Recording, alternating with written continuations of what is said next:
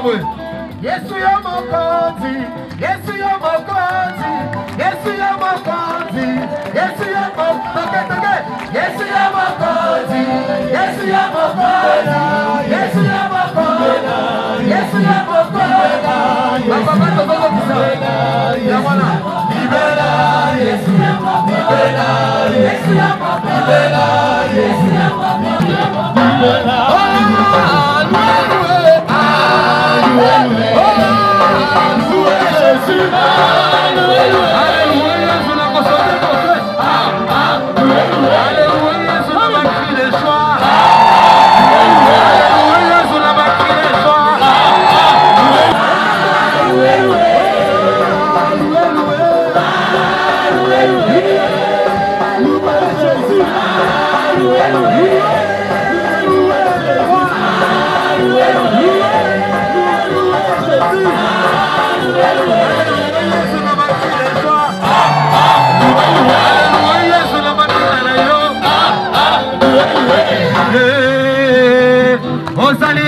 Sengo na motema pona koyamba pe ko présenter moté à lelo. Kombo na ye Abbé Ferdinand Kalenga, mon grand frère vient ici. Tozi grâce. Aoti mosika na archidiocèse ya Lubumbashi aza aumônier diocésain kuna. Azali pe recteur ya cathédrale. Koyamba ye maboko pa nzambe meta mokonzi maboko makasi. Tovanda. Faire sortir pour nourrir tes enfants, soit une parole puissante, une parole qui transforme, une parole qui donne la vie. Nous te bénissons pour cet exercice et nous avons l'assurance que le Seigneur sera avec toi. Au nom du Père, du Fils et du Saint-Esprit. Amen. Tout s'écrit. Dans son temple, tout s'écrit. Dans son temple, tout s'écrit.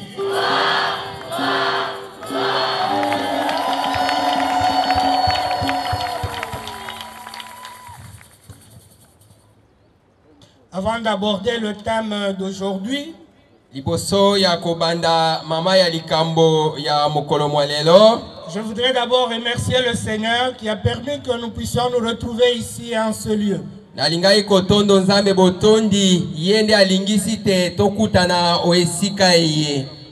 Et aussi remercier le cardinal Fridolin Mbongo. Sans sa permission, je crois que nous n'allions pas nous retrouver ici. Tata Cardinal Ambongo yende apesi biso ndingisa ya kokutana awa. Je remercie l'abbé Nathan qui est l'aumônier diocésain, le berger Julien et toute l'équipe, tout le comité diocésain. Matondi mangaipe na aumônier abbé Nathan, frère Julien oyazali mukambi ya renouveau ya Kinshasa.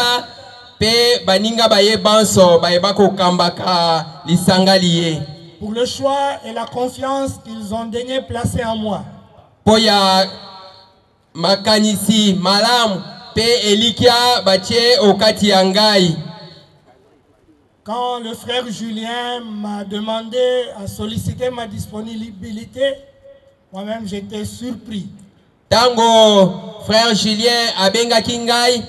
Pote atuna ngai soki na kokaki kozwa maloba o campagne ye ngai mokope na kamwaki. Je me sens indigne, mais je crois que avec la force de l'Esprit Saint, je pourrais donner le meilleur de moi-même. Nazali komi mona te na longo banite kasi na lisalisi ya Nzambe limo centre na kosala maemanso ya kotia okati ya ngai. Et à vous tous, j'ai dit mbote. Mbote Nabino. C'est peut-être le seul mot de Lingala que je connais. Notre thème d'aujourd'hui, nous le retrouvons dans Actes des Apôtres 4, verset 12.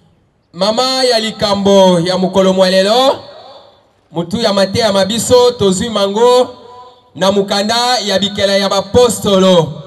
Eteni ya minei molongo mwazomi na mibale. Il s'intitule Yangone Lobi. Il n'y a pas de salut en aucun autre nom. Ezali na libiki na kombo mususu te. Pour une meilleure compréhension et interprétation, il sied de le situer dans son contexte et d'analyser quelques mots tels que salut et non. Esengeli to maniola peto tanga malam likamunini to bengi libiki pe likamunini to bengi kombo.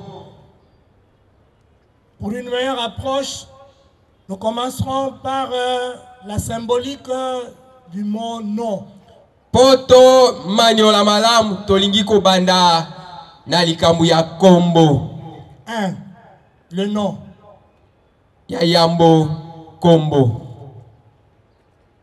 Premier intitulé, le nom des hommes.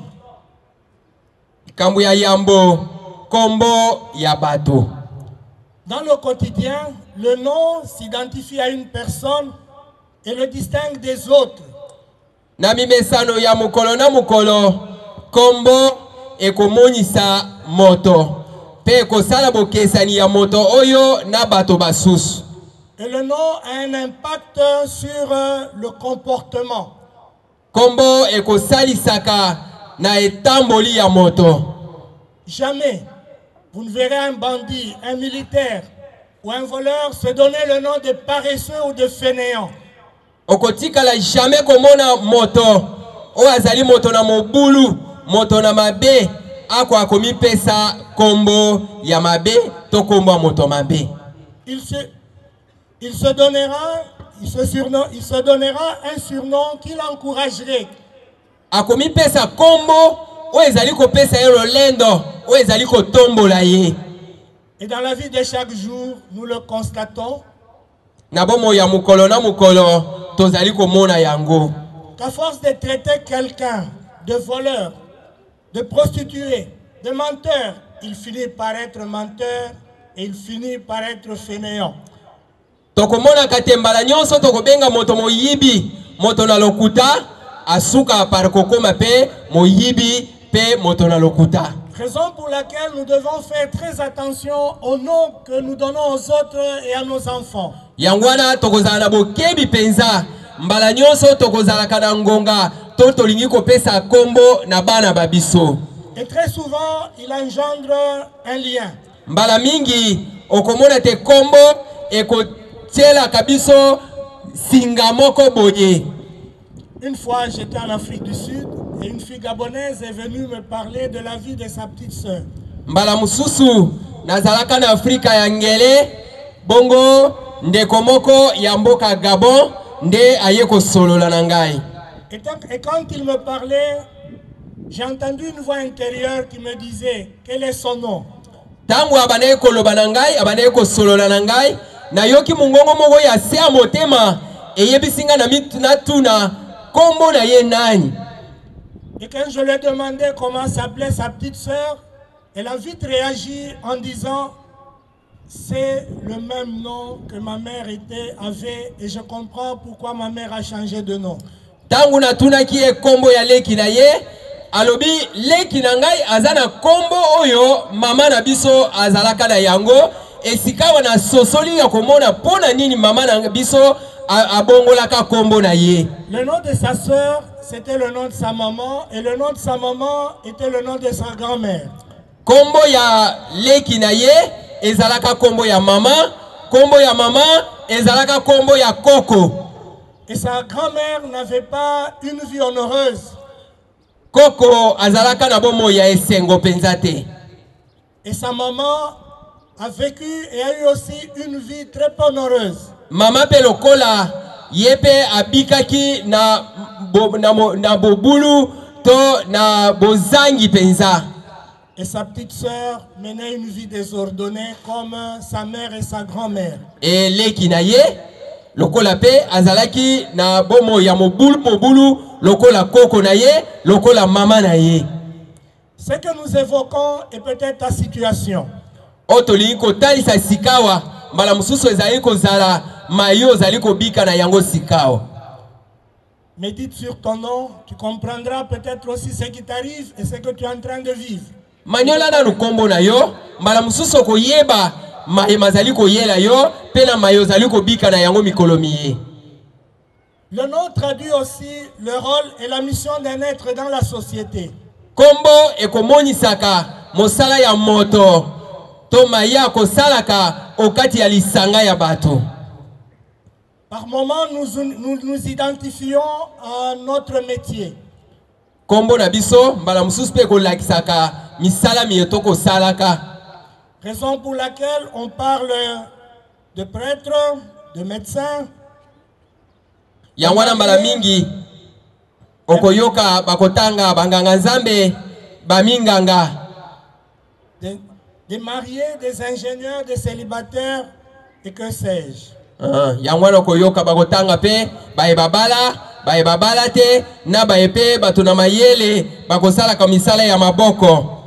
Aussi le nom, surtout donné à la naissance, peut exprimer une activité et la destinée de celui qui porte et évoque aussi les circonstances de sa naissance. Mbala mingi bakombo oyo tokopesaka na ngonga mwana zali kobotama ekoki kolakisa lolenge nini ya kozala pe na ndenge nini ya botamaka. Et vous conviendrez avec moi que ce n'est pas par hasard que le nom que vous portez vous a été donné. Yangwana komona te kombo bapesa yo ezali na nzela na eloko moko esalemaka mbala yo botamaka pe la libota yo buta. Une fois j'ai connu un cas d'une femme qui ne connaissait que des morts-nés. Mukolo mbala musuto kutanaka na mwasi moko yo ya banaye kobota bana oyo bazokufa na ngunga kobota. Et un jour dans son groupe de prière, il y a eu une prophétie disant qu'il fallait qu'elle conçoive. Mbala mususu na kati ya isangana ya losambo maloba moko mabimi ma profeta kolobate ekoyamwa mikolo akozwazeni. Elle était venue me voir pour me soumettre ce problème si elle devait réellement concevoir. Bongo ayaki komona ngai kotuna soki esengelaka abota azwazeni. Finalement, je l'ai encouragée, elle a conçu. Bongo nalendisaki ye. Et quand venait le jour où elle devait s'accoucher, bongo mukolo esengelaka abota. Il y a une maman du quartier Maman moko ya esika ya vandaki qui la voyait chaque fois passer abane komona ye tango azala koleka et qui se disait si on devait aller intercéder auprès de Dieu pour quelqu'un, moi j'irai intercéder pour cette femme parce qu'elle a trop souffert. Bongo ya bane komilobela tembala nyonso yo azala koleka soki amoni ye makanisi ezali koyela yete soki esengeli basambela pona mwasi oyo ye akokai kozala na kati ya bayeba kosambela pona ye. Et cette maman était décédée. Mama wana akufaki. Et le jour où elle devait s'accoucher, elle était à la maternité. Bongo mukolo yo esengelaki abota azalaki na ndako akobota. Cette maman qui était décédée, mama oyo akufaki, est venue lui faire le signe, l'assignation sur son ventre. Mama oyo akufaki ayaki kochaye elembo ya kuuze na libumu. Elle avait paniqué. Ya bangaki. Mettez-vous à sa place. Si vous revez quelqu'un ou vous vous retrouvez avec quelqu'un qui est décédé, bien il vient vous parler. Quelle sera votre réaction? Michana na place na ye. Omona muto yo yo omona ki oyebi ki akufaki. Bongo omona ye aya koloba na yo to aya kochaye elembo ya kuuze na libumu na yo koloba nini. Et la maman est allée vers sa propre fille. Ils lui ont dit Mateso. Soki opesi mwana na yo kombo ya minyoko. Qu'est-ce que tu veux à ton enfant et qu'est-ce que tu attends et qu'est-ce que tu souhaites? Ozali ko zela nini na mwana ya boye pe olingi asalela yo nini. Parfois nous donnons des noms drôles et bizarres qui compromettent la vie, l'avenir de l'enfant. Mbala mingi toko pesaka kombo na bana oyo ezali ko bendela bana mobulu to mawana kati na bomo ina bango. Faisons attention. Tokeba. Avoir plusieurs noms peut signifier l'importance d'une personne. Soki omoni moto azali na bakombo ebele bele ekoki pe kolakisa mutuya ya mutu ya boye. Un renom ou plusieurs rôles à jouer. Misala ebele ya koki ko sala. Regardons par exemple le nombre de noms qui ont été attribués à Jésus. Total ba kombo oyo ba pesaki na Yesu. Être sans nom est aussi une tristesse, une souffrance, et cela irrite et attriste. Kozala na kombo te ezali mawa pe ekosala ka motema passe.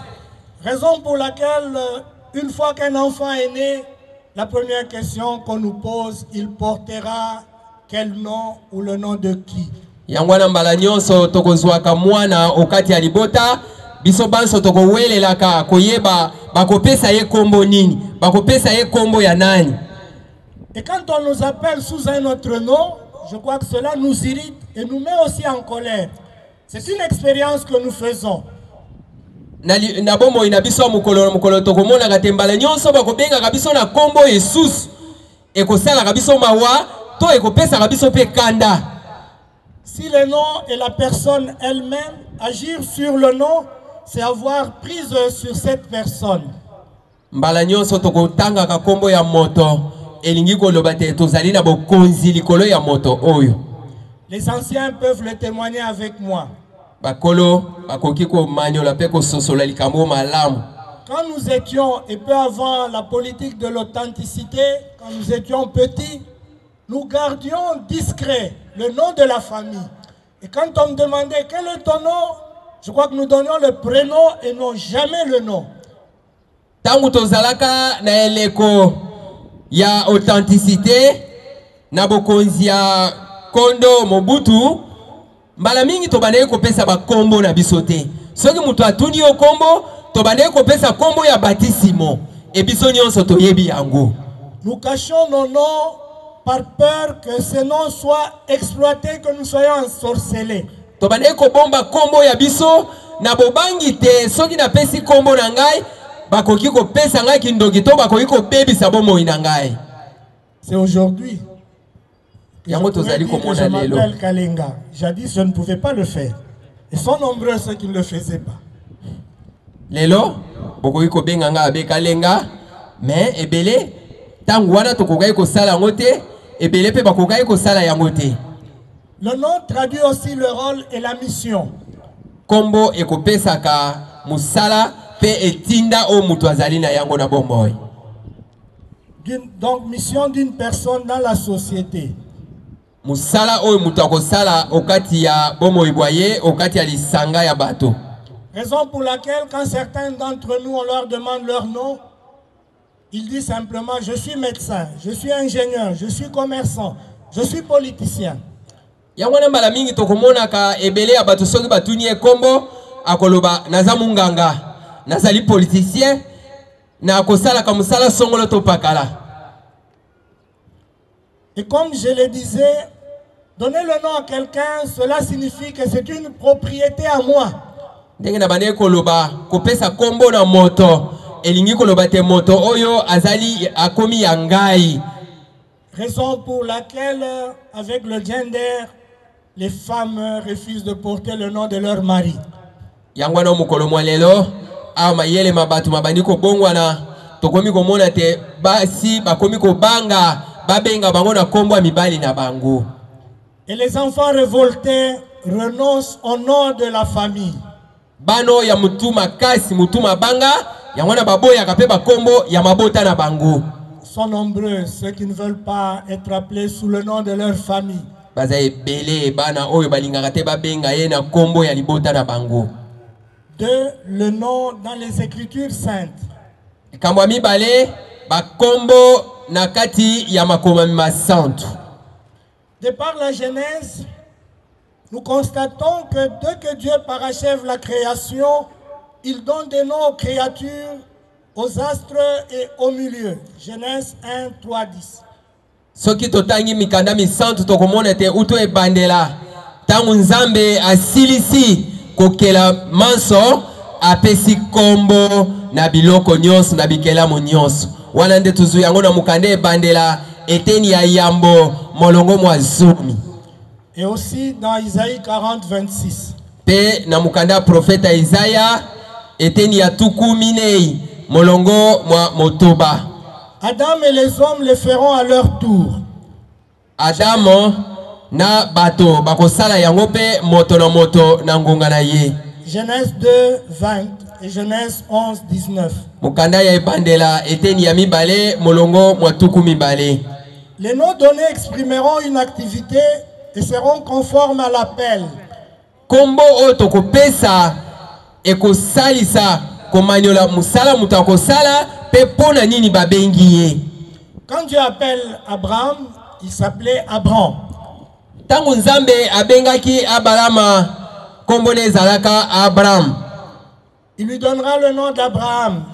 Ya kopesa ye kombo ya Abraham. Ce qui signifie père d'une multitude. Po ya koloba kombo ya engumba ya bato ebele.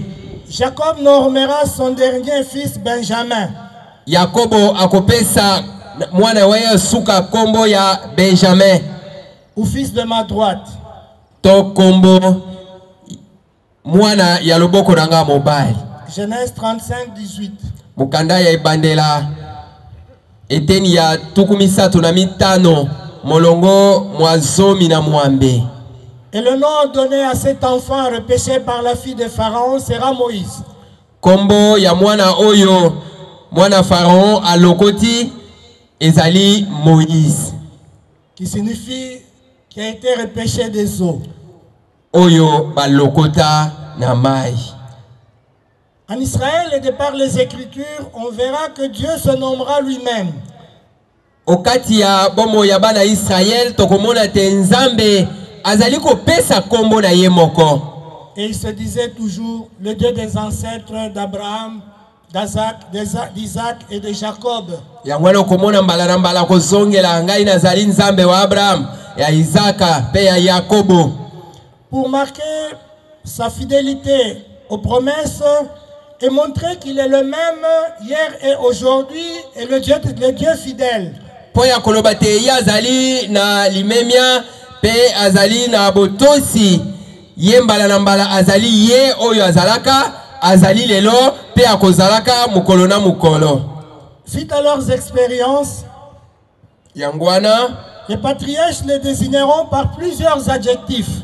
Batata la biso moyambi bakobenga Nzambe na bakombo ebele o ezali kolekisa lolenge ya azali. Le Dieu de nos pères, Tata Shaddai, celui de montagne. Shaddai, Tata wa bana ebele. Dieu pour dire le Dieu lointain et transcendant. Pona kolakisa Nzambe oyo azali likolo na nyonso. Mais un jour, il révélera lui-même son nom à Moïse. Mukolo mususu alobi kombo na ye na Moïse. Dans Exode 3, 13, 16, 6, 38. Na mukanda ya bobimi eteni ya misato molongo mwa motoba kino mwambe. À la question de Moïse, il dira je suis qui je suis. Na mutuna ya Moïse akoyeba me yo ozali koloba na nga ozali nani? Nzambe alobi nazali oyo nazali. Autrement dit, celui qui existe et qui fait exister. Nazali oyo akokelaka nyonso akosalaka te nyonso azala ezala pe etikala kozala libela na libela. Ou encore le Dieu unique et créateur. To Nzambe o azali se moko oyo akela nyonso. Et déjà à ce niveau vous comprenez pourquoi Dieu a dit qu'en dehors de lui il n'y a pas de vie, il n'y a pas de salut. Yangwana sikawa to manyoli pona kolobate pona nini Nzambe azongela kolobate libanda na ye bomo ibozalite pe libiki ezalite. Deuxième petit point de l'invocation du nom de Dieu. Likambo ya mibale obeleli kombo ya Nzambe. Si Dieu avait révélé son nom, soki Nzambe apesaki kombo na ye, c'était pour qu'il soit reconnu et adoré comme le vrai Dieu, le Dieu unique et le Dieu créateur. Ezalaki poto yeba ye, togumbemela ye, lokola Nzambe mokeli na nyonso. Notre Dieu est un Dieu jaloux. Nzambe na biso azali Nzambe ya zuwa.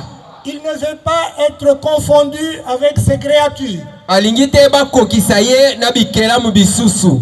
Raison pour laquelle, Yangwana, en parlant des idoles, tant tozali kolobela bikeko, il dira, akoloba, ils ont leur Dieu, mais des dieux qui ne parlent pas. Bazana banzambe na bango, bazana munoko me balobakate. Ils ont leur Dieu, mais Dieu qui ont des oreilles, mais qui n'écoutent pas. Bazana banzambe na bango, bazana matoni, me bayokakate. Qui ont des bouches et qui ne parlent pas. Bazana minoko, me balobakate. Je crois que cela devait nous aider. Yangonde sengela ki sali sabiso. Pour que nous puissions cesser de nous tourner vers d'autres dieux. Pototika kotia miso, kotia elikia na banzambe basusu. Et aussi chacun d'entre nous devait ce soir se demander de par son expérience.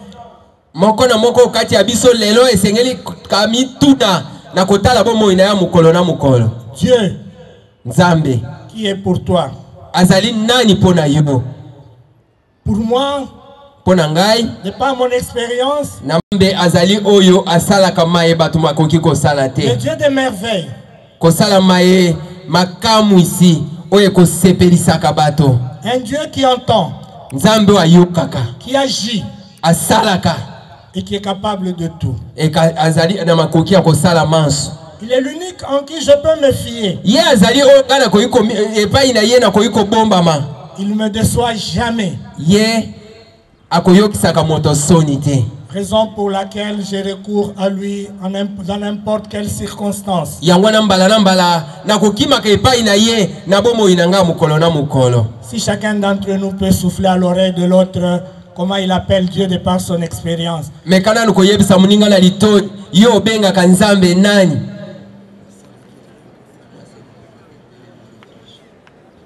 Pour mon frère, il est son refuge. Et pour toi, qui il est? Mon père. Pona yo nzambe azali nani. Pour le Père, il est le Dieu Tout-Puissant. Pona nganga nzambe azali o atonda na nguya.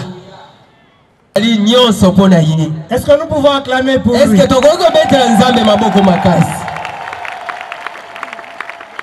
Shalom.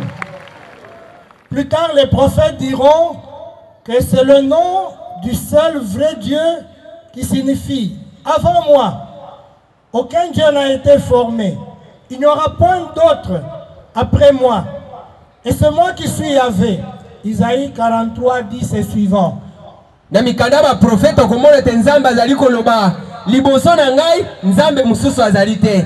Na moment oyo nzambe mususu azali te. Na sima na ngai nzambe pe akotikala kozala te. Bongo maloba mana tokoki kozwa mango na mukanda prophète Isaya eteni ya tukumi ne ina misato molongo mwazomi kino olandi. Pour reprendre ce que j'ai dit, en dehors de lui, il n'y a rien, il n'y a pas de vie. Il ne faut pas perdre son temps. Il ne faut pas perdre son temps. C'est donc le seul nom qui sera autorisé en Israël. Yangwana ezali se kombo moko oyo bana Israël bakoyeba pe bakosalela. Exode 23, 18. Mukanda bobimi eteni ya le seul nom qui sera invoqué. Mukanda bobimi eteni ya tuku mitsato. Et c'est le seul sauveur. Kombo moko bakobenga kombo ya yeka kamobikisi. Et c'est de lui que nous tenons la vie et le bonheur. Bomo itozu yango na maboko maye. L'invoquer, c'est lui rendre un culte. Kobelela ye ezali kogumba mela ye. Le prier. Kosambela ye. Et en appeler à lui. Kobenga ye. Psaume 99, verset 6. Mukanda ya nzembo eteni ya tuku libwa na libwa. De ce qui précède, na malandami, nous pouvons déjà comprendre notre thème. Tokoki sika komanyola thème na biso ya campagne. Le drame, c'est que nous prétendons être chrétiens. Mbala mingi mobulu ezali te tolobaka te tozali ba Kristu. Nous ne croyons pas assez en Dieu. Kasi boyambi epa ya nzambe ezali te. Nous avons des ismes. Pe tokokimaka na bakisi. À la magie. Na mysticisme. Na misala sala. Et absolutisons plusieurs créatures Et croyons qu'elles sont source de vie et de bonheur pour nous. Tokokima mbala mingi epa ya bikelamu ebele ebele etokokaisaka yango nde mutu etonda na nguya ekoyiko bikisa biso eloko te. Ce thème devait nous aider à nous recadrer et à revenir à la vraie foi. Thème ya mbula oyo ya campagne oyo ekosalisa biso pote zonga na boyambi ya solo solo. Et au bon chemin. Pena nzela malamu. Chaque fois que tu as des problèmes, chaque fois que tu as des difficultés, mbala nyonso kozana mikakatano kozana makambo ezali kotungisa yo, tu en appelles à qui? Tu en appelles à quoi? obengaka nani? Okimelaka wapi? Tu recours vers qui? Okendaka epai ya nani? Il y en a qui placent leur confiance dans l'argent, ils en appellent à l'argent et croient que l'argent est la source de leur bonheur. Ebele bakotiaka elike epai ya mbongo bakaisaka nde mbongo ekopesa bango. Personne, sa vie n'a pas de sens. Ebele bakokimela epai ya bato bakokaisaka bato wana bakopesa bango esengo. Embala nyonso bakozwa likambo okima epai ya bato wana eza na tina te. Il y en a qui en appellent aux morts. Ebele pe bakobengaka bawei. Il y en a qui en appellent à leurs ancêtres. Ebele bakobenga bakoko na bango bakufa kala. Quel est le nom qui a été invoqué sur toi? Kombo nini? Sur tes enfants, sur tes biens, sur ta maison. C'est une bonne question que nous devions nous poser aujourd'hui. Un autre petit point du nom de Dieu. Le nom de Dieu, c'est Dieu lui-même. Dieu s'identifie à son nom. C'est à cause de ce nom qu'il agit. Parce qu'il s'appelle Yahweh. Dieu qui sauve. Dieu sauveur. Et c'est pour ça qu'il nous sauve. Il ne fait qu'être ce qu'il doit être. Et nous, quand on t'appelle marié, est-ce que tu viens marié? Est-ce que tu vis en chrétien? Par respect et à cause de sa transcendance, Israël tiendra à ne pas oser prononcer le nom de Dieu.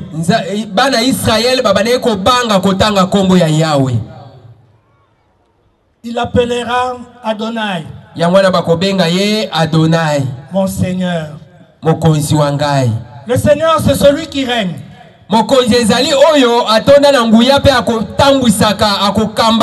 Celui qui gouverne ta vie. Celui qui est au centre de ta vie. Est-ce que Dieu est mon Seigneur? Est-ce que Nzambe azali mokonzi na yo? Celui qui règne dans ma vie. Est-ce que yende mutu akotambusaka bomoi na yo? Est-ce que ye mutu akotambusaka libota na yo? Est-ce que ye mutu akotambusaka na mayo kokanisa? Est-ce que ye mutu akotambusaka biki na yo? Zoto ya yo? Est-ce qu'il règne dans mes enfants? Est-ce que ye mutu akotambusaka bana ba yo? Ce qui me fait parfois rire. Ce qui me fait parfois rire. Eloko esekisaka ngai. C'est que parfois j'arrive dans certaines maisons. Je vois quelque part où c'est écrit Jésus est le maître de cette maison. Et quand papa arrive, et quand on le contredit ou il est fâché, quand il veut dominer, il crie. C'est moi le chef de cette maison.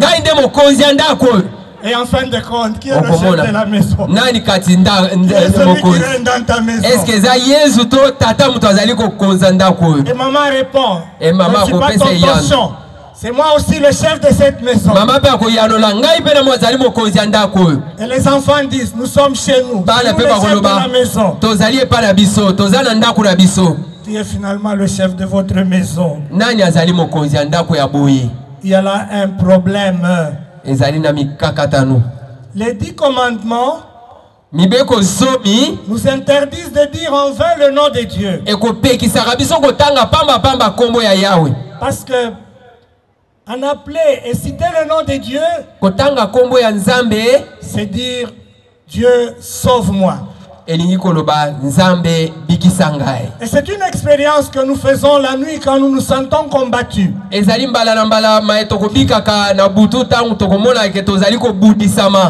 Quand on est combattu, il suffit de dire simplement Jésus pour qu'on te libère. Mbaloto mona ke tozali ko budisama ganga kaka Yesu Pour que tu sois le plus fort, pour que tu sois le vainqueur. Pote odlonga ozala molongi. Donc c'est pour ça qu'il ne faut pas citer en vain le nom de Dieu et l'invoquer, c'est en appeler à sa puissance. Yangwana esengeli to tanga ka kombo nzambe pamba pamba te ko tanga kombo nzambe ezali ko belela nguya na ye.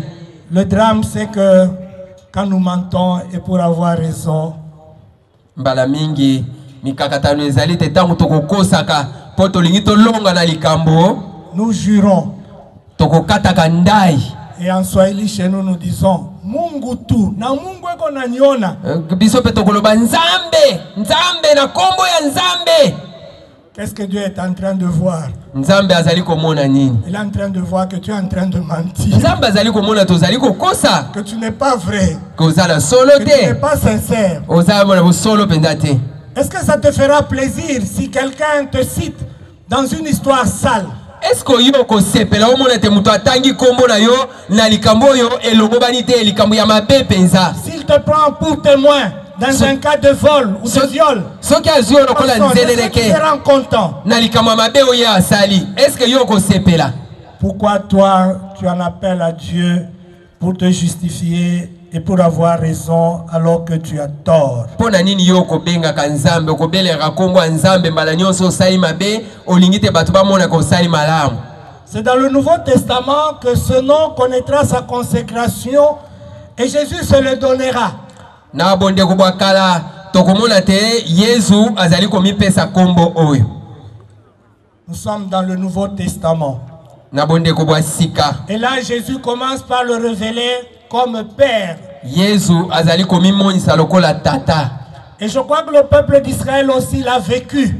Bana ba Israël ba monaki yango babika kina yango. En voyant les exploits de Dieu et l'amour que Dieu leur a témoigné, ils sont arrivés à dire qu'il était le Père. Na komona misale ya malamu ebele ya nzambe pe makamu sio asala ki bango bandimi penza ke ya solo nzambe azala ki tata. Est-ce que Dieu est ton Père?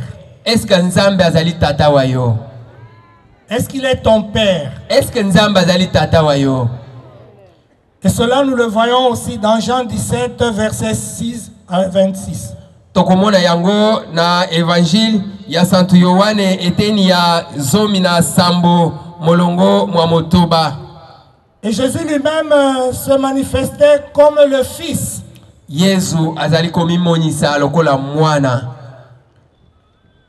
Être chrétien, c'est être à la ressemblance du Christ.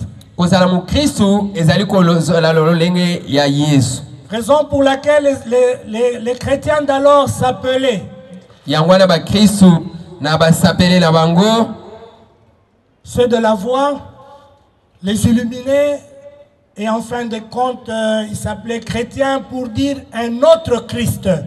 Yangwana ba kobenga ga bango ba Kristu po ya koloba te ba Kristu ba sutu. Porter le nom du chrétien, c'est dire aux autres, vous voulez connaître Jésus, fermez vos Bibles, formez vos évangiles, et regardez-moi vivre, vous saurez qui est Jésus. Kotanga ma mukristu elingi koloba nazali kovanda lokola Yesu pe mutu nyonso alingi komona Kristu esengeli atala ngai. Quand on voit certains d'entre nous vivre, tangu tokomona kabandeko ebele okati ya biso bazali kobika, au lieu de les appeler chrétiens, olie tobenga bango ba Kristu, on les appellerait diables. malamu tobenga bango ba zabolo. Parce qu'ils sont des diviseurs. Po ba kabola kabaninga ba C'est pour kabola ça que kabato. pour aider certains d'entre nous à se convertir et à vivre en chrétien, Est-ce que tozali ko saisa baninga ba bongo la mitema ba bika lokola ba Kristu? chaque fois que nous le voyons, Mbala nyonso tokomona c'est kabango. de le saluer et dire, diable, comment ça va? Malamu topesa ka bango mbote zabolo boni. Et aussi l'Esprit Saint comme cette force qui jaillit du Père et du Fils. Bongo elimo santo lokola nguya oyo euti na bolingo ya Nzambe tata pe mwana. Cette paternité du Père s'étend à tous ceux qui croient en lui. Tata botata ekomona na baebanso bakoliki na ye bakoyamba ye. Jean 20, 17. Mukanda ya Santu Yohane eteni ya tukumi bale molongo mwa zomi na En Jean sambo. 12, 18, Jésus demande à Dieu de glorifier son nom. Dans Jean 18, Yesu azali ko senga bakumisa kombo na ye. Cette glorification est la manifestation de sa puissance et de sa gloire. Kokumisa kombo na ye ezali ko monisa nguya ya ye pe nkembo ya ye. Romains 9, 17. Na mukanda Santo Paulo na bakristo ya Roma. Eteni ya libwa molongo mwatuku mwazomi na mwambe. C'est à travers sa mort sur la croix, et c'est quand il meurt sur la croix et qu'il ressuscite qu'il sera glorifié. Il a opéré des miracles dans sa vie. Les gens n'ont pas cru en lui. Ils ont vu en lui un grand prophète. Un Élie. Un Jean-Baptiste. Mais c'est quand il meurt sur la croix et en voyant les signes éclatants, ceux qui seront là, ils diront celui-ci est vraiment le Fils de Dieu. Un thème qui sera évoqué au cours de cette campagne d'évangélisation nous y aidera. Ils regarderont celui qu'ils ont transpercé. Dieu se manifeste dans la faiblesse.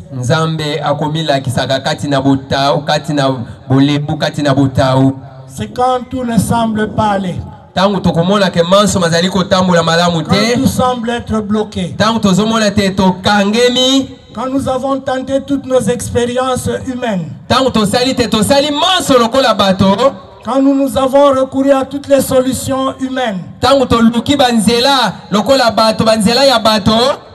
Et quand nous n'avons pas trouvé une solution. Et quand on se tourne vers lui. Et c'est à ce moment-là qu'il se manifeste. Sa gloire s'est révélée par des signes. Les Écritures disent, quand il meurt, le soleil s'est obscurci. Il y a eu un grand tremblement. Les voiles du temple se sont déchirées. Qui est cet homme à qui le soleil fait tout trembler? Qui est cet homme? Qui est cet homme? Qui est cet homme? Et nous pouvons acclamer pour lui. Qui est cet homme?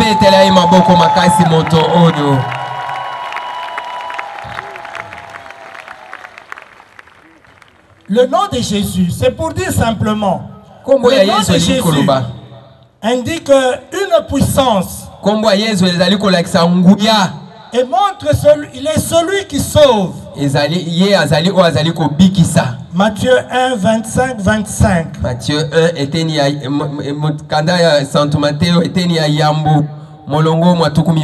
c'est lui qui révèle que le Père par lui fait advenir un monde nouveau. C'est par lui que Dieu nous rend la santé. C'est par lui que les infirmes marchent. C'est par lui que nos biens prospèrent. C'est par lui que nous vivons. Et c'est par lui qui nous procure le salut éternel. Et surtout à ceux qui croient en lui. Actes des Apôtres 4, 7, 19.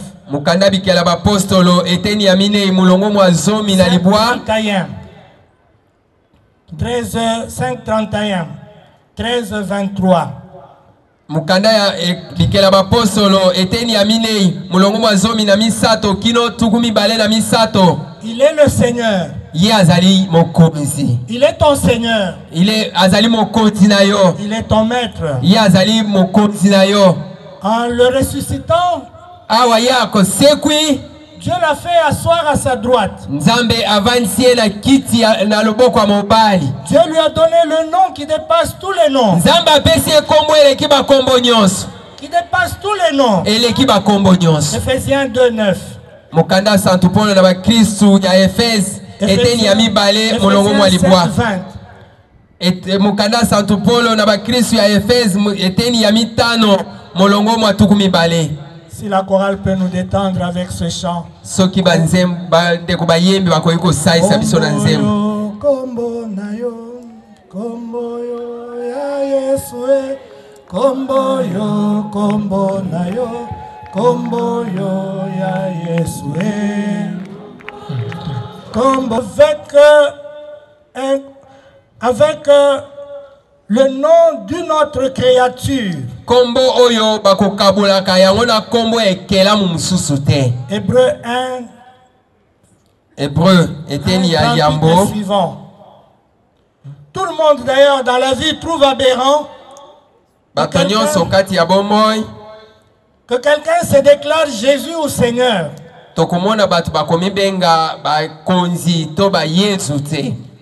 On a vu des gens surgir par nous et prétendre qu'il est Jésus. Chaque fois que quelqu'un se lève, il dit je suis le Messie. Les gens s'en moquent. Aussi, il y a plusieurs personnes qui ont surgi et qui ont prétendu que le salut et le bonheur nous viendra par eux. Ils ont été confondus, renversés par Jésus et rappelés à la mort.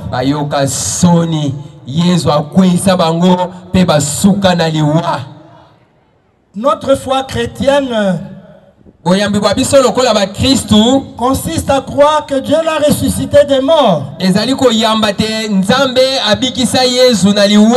Il a fait le Seigneur des Seigneurs. Il a fait notre Sauveur. Personne d'autre n'a donné sa vie. Et il est mort pour nous. Acte des Apôtres 2:36. Invoquer le nom du Seigneur, c'est se trouver sous sa puissance et sa protection.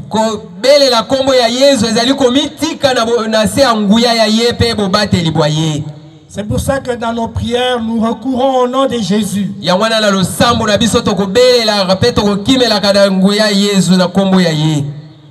Et là, on cite le nom de Jésus. Satan n'y reste pas. Il fuit. Et c'est une expérience que nous faisons tous. Quand un jour quelqu'un t'a giflé, t'a tabassé sérieusement,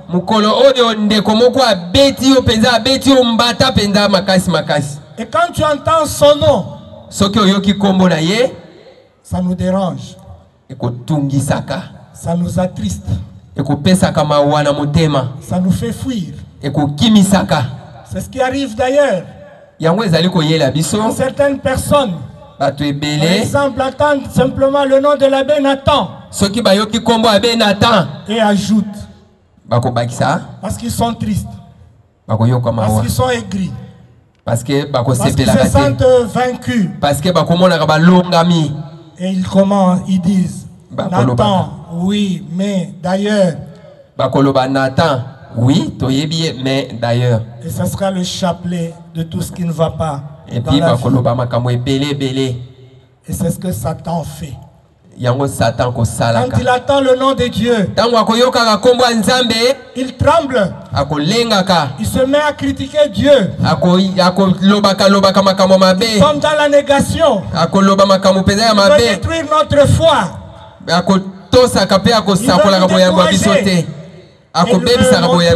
Il est fort alors qu'il ne l'est pas.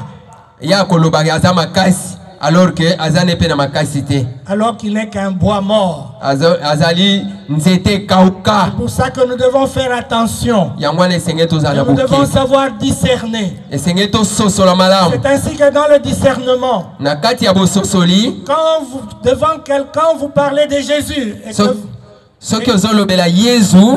et que votre interlocuteur, en entendant le nom de Dieu, s'énerve. Et que mutoyo bozali koloba na ye awa yoki kombo ya nzambe ya telemi. Il se met à déranger. Et tungisi ye. Tu as affaire à un possédé. C'est-à-dire ozali liboso ya mutoyo azana milimu mabe. C'est un cas de possession. Azana milimu mabe.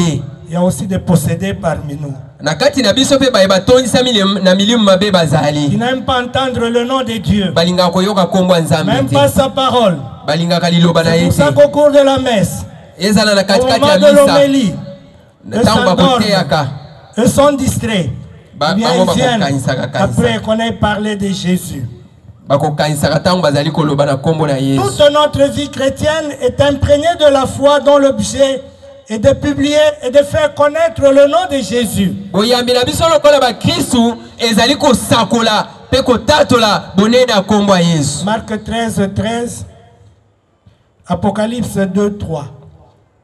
La chorale va encore nous animer. Combo. À tes problèmes et à tes difficultés. Est-ce que tu y crois? Oyembi po osepeli na kombo na Yesu, oyembi po nzembo etuti yo motema, to ozali kondima te ya solo Yesu azali solution po na yo. Et parce que des fois nous le disons, mais nous en appelons à d'autres personnes et nous en appelons à d'autres esprits. Mbala mingi tokolobaka, tokoyembaka, mais tokobengaka pe bilimo bisusu. Raison pour laquelle nous devons dès maintenant confesser le nom de Jésus. Et nous comprenons pourquoi Dieu nous a dit qu'en dehors de ce nom-là, il n'y a pas de salut. Yangwana sikawa esengeli to soso la peto manyola te libanda ya kombo ya Yesu musika kombo na Yesus e ya no mususu ezalite. Si nous sommes sauvés par le nom de Jésus, c'est mieux de savoir aussi ce que signifie le salut. Soki to biki na kombo ya Yesu esengeli to manyola malamu eloko to bengi lipiki. Nous parlons de salut quand nous échappons à une situation. Libiki to kolobelaka yango tangu to kimi to biki na kokoso moko boye to likambu moko boye. Tandis que dans la Bible, parler du salut, c'est parler de l'intervention de Dieu. Kasi na kati ya Biblia kolobela libiki ezali kotanga bomoi bwa Nzambe boye ya Nzambe okati ya bomoi bwa ngai. C'est par Jésus que Dieu intervient dans nos vies. Yesu Nzambe nde akoyaka okati ya bomoi bwa ngai na nzela ya Yesu. C'est par Jésus que Dieu nous sauve. Nzambe akobikisaka biso na nzela ya Yesu. C'est par Jésus que Dieu opère des miracles. Na nzela ya Yesu nde Nzambe akosalaka bikamwa. C'est par Jésus que Dieu révèle sa puissance et sa grandeur. Na nzela ya Yesu nde Nzambe akolakisa nguya ya ye pe bonene bwa ye. C'est par Jésus que Dieu nous sauve. Nde na nzela ya Yesu biso tozali kozwa libiki. Dans la Bible, le salut en appelle à toutes les interventions de Dieu en notre faveur. Na kati ya Biblia libiki ekotalisaka biso komi kotisa na Nzambe komi kotisa ya Nzambe okati ya bomoi bwa biso. Le salut signifie que Dieu est l'auteur du salut et il est lui-même le salut.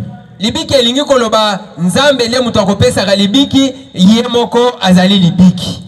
Et le salut, avant d'être une œuvre, il est une personne et une personne vivante. Na isika te libiki tomonaka yango lokola musala kaka kasi ezali pe moto okati ya bomoi bwa biso. Raison pour laquelle dans Luc 13, 3, 1, 6, Dieu nous dit par Jésus, toute chair verra, Dieu sauve et toute chair verra le salut. Yangwana na kati ya mukanda Luka Nzambe akoloba te na nzela ya Yesu moto nyonso akomona libiki. C'est lui notre rédempteur. Yende mokangoli wa biso. C'est lui qui accomplit, qui nous donne la vie. Ye oyo akokisaka manso pe akopesaka bomoi. Et personne d'autre. Mutu mususu te. Le salut est la réception de la vie éternelle. Libiki ezali koyamba bomoi ya seko. Par la puissance de la parole de Dieu. Na nguya ya liloba ya Nzambe.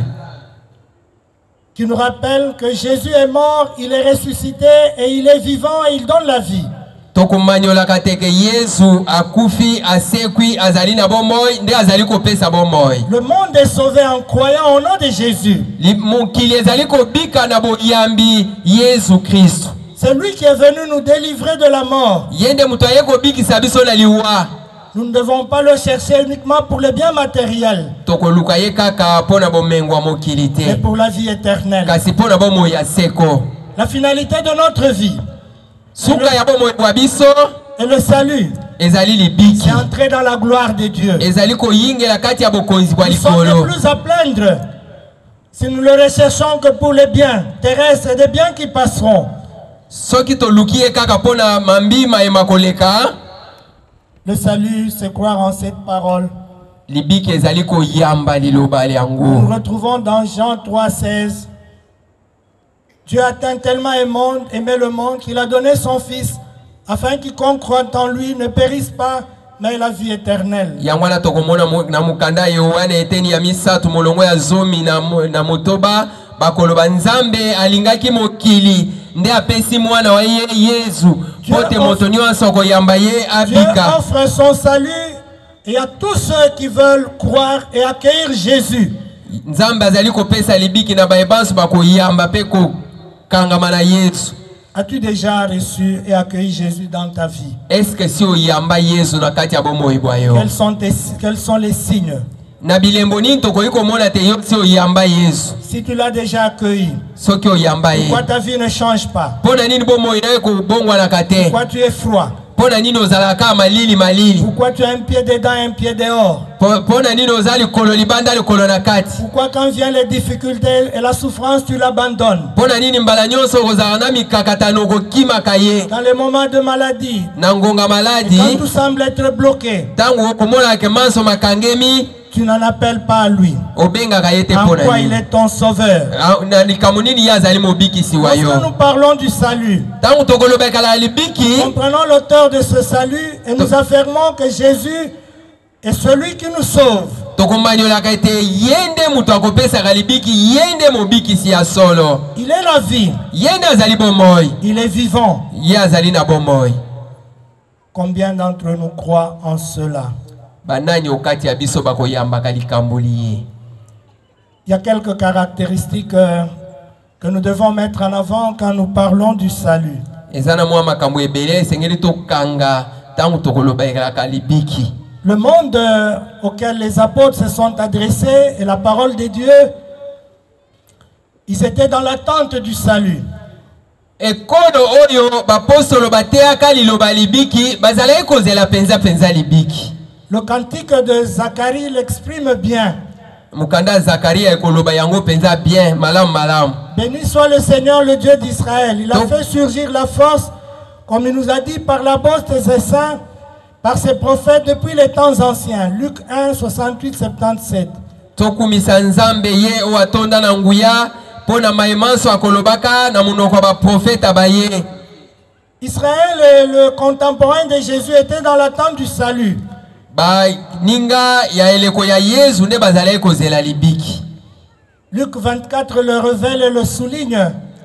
Na mukanda Luka eteni ya tukumi bale na mile ekoloba yango malam. Les apôtres déçus sur le chemin de l'Emmaüs, Bapostolo oyo bayoki mawa na nzela ya Emmaüs ils diront à Jésus, bakoyebisa Yesu.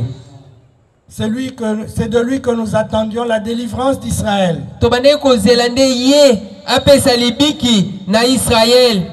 Et nous-mêmes dans la situation où nous sommes, Na lolenge biso tozali dans un contexte de déception, na tango tozalaka na mikakatano na makambo ezokisi biso motema, de peur et de cauchemars, na bandoto pe na makanisi ya ndenge des na ndenge. insomnies et des blocages, Tango tokozalaka tokangemi des liens, na basinga d'occupation. oyo balonga biso. Et nous tous, nous attendons le salut. biso nyonso tokozela kalibiki. Mais nous pouvons entre autres nous demander, Na moment otokoyi komi qu'est-ce tuna. que j'entends par le salut? Nini pona ngai libiki? Il y a beaucoup qui croient que le salut c'est quand Dieu leur donne de l'argent. Ebele ba okaisaka te libiki ezali tango ba kozwaka mbongo. Quand Dieu leur donne une femme et un mari et des enfants. Tango ba kopesaka bango mwasi to mobali na bana. Quand il leur donne des biens. Tango ba kopesaka bango bomengo ya mokili. Raison pour laquelle certains croient que Dieu est avec eux. Yangwana ba ebele ba okaisaka nzambe azali na bango. Santé. Tango bazali na nzoto kolongono. Tout semble aller dans leur vie. Pamba te nyonso zali kotambola malamu. Et on en connaît qui prétendent qu'ils prient. Ils sont à la recherche de Dieu. Alors qu'ils ne sont qu'à la recherche des biens de Dieu. Raison pour laquelle toutes nos prières sont des prières de demande. Tout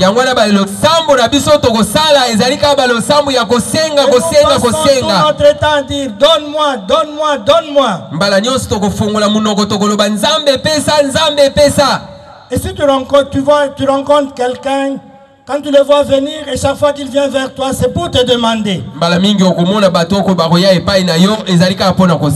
Et dès que tu le vois venir, qu'est-ce que tu fais? Je crois que tu le fuis. Tu es fatigué de lui. Dieu risque d'être fatigué aussi de nous. Citer le nom de Dieu, c'est aussi le louer, c'est l'adorer, c'est le contempler. C'est aussi chanter ses merveilles.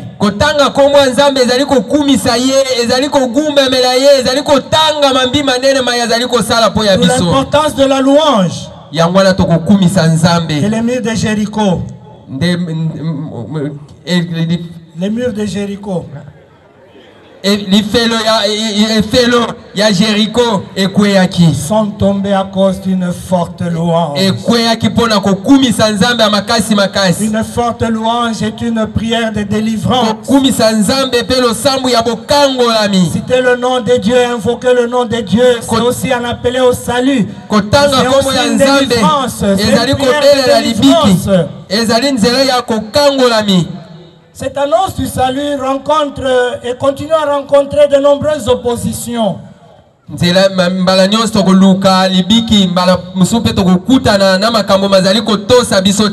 Juifs et les Grecs n'ont pas pu le reconnaître.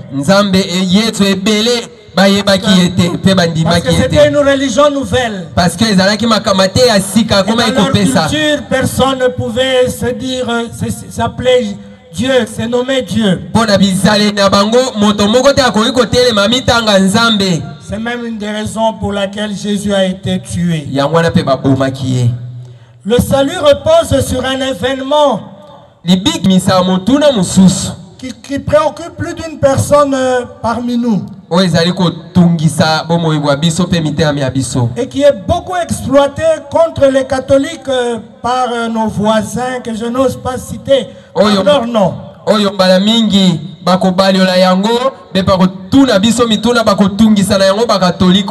C'est le problème de la médiation et de l'intercession.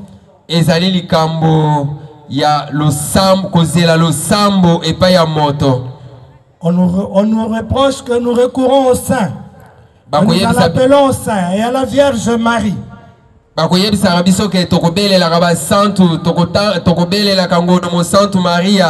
Et nous recourons aux morts. Que nous devions les laisser tranquilles. Je crois que c'est un problème d'ignorance de leur part. Je crois que l'Église ne nous enseigne pas autre chose. Dans sa doctrine, il affirme que Jésus est le seul médiateur. C'est par lui seul que nous sommes sauvés. C'est par lui seul que nous allons à Dieu. Raison d'ailleurs pour laquelle toutes nos prières se terminent par cette phrase. Par lui, avec lui et en lui. Quand même nous nous adressons au Saint, toutes nos prières sont d'abord adressées à Jésus.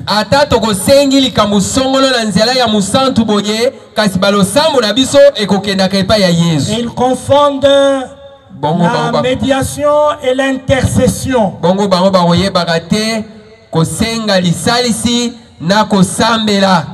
L'intercession c'est un appelé. Kosambela ezali kobenga. Implorer une faveur kobondela pour quelqu'un auprès d'un grand. Pona kobondela po ya moto, bona bolamu ya moto epa ya oyo azali na nguya o aleki. C'est la prière du juste. Ezali lo sambo a Nous moto voyons bosembo. Abraham intercéder lors de la destruction de Gomorrhe et Sodome. Yangwana tokomona awa Nzambe abomi Sodoma na Gomorra. Nous voyons Moïse intercéder pour son peuple. Et nous voyons Marie à Cana dans Jean 2, 1 à 11 intercéder. Marie a peine na Cana azali ko sambe azali ko bondela. Et Jésus répondra à cette prière. Bongo Yesu akopese yano na lo sambo. L'intercession c'est la prière du juste. Kobondela ezali lo sambo ya moto bosembo. Ils nous critiquent et eux-mêmes le font.